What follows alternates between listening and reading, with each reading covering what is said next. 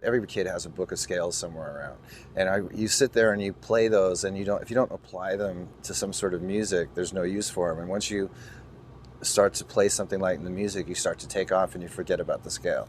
I know a lot of guitar players that are amazing with scales. I know I always talk about Steve. He's like my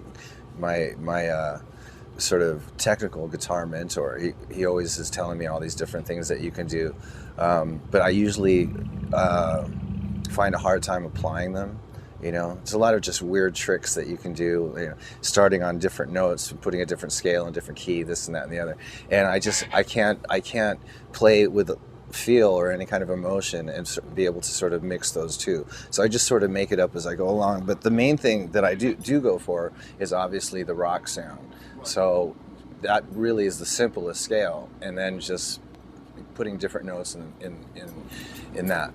I stick with as many different rock positions as I can get, and what changes them is, like, okay, say we're playing in C, right? And we're playing 1-4-5 progression. Then you've got two different sort of very standard scales for it, and they have that scale all the way up the neck, right? And then the other one is the sort of, which is sort of an A, really. But anyway, and those are two, and then you just start breaking up, like so you bring a what's that, a third into it? No, not a third, a seventh into it. So there's that, and then there's these passing tones. So here's the major scale, or however you want to do it. You know what I mean, right? Yep. And then so in that position, you can go.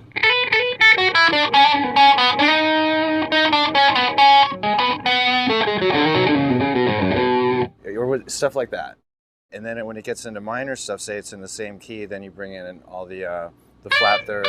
And depending on the song, if it's got an F major in it, or sometimes it just sounds cool, where you bring in the sixth, right?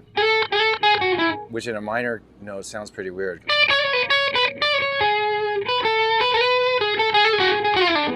But if you're doing a really sort of real minor stuff, then you have the flat six.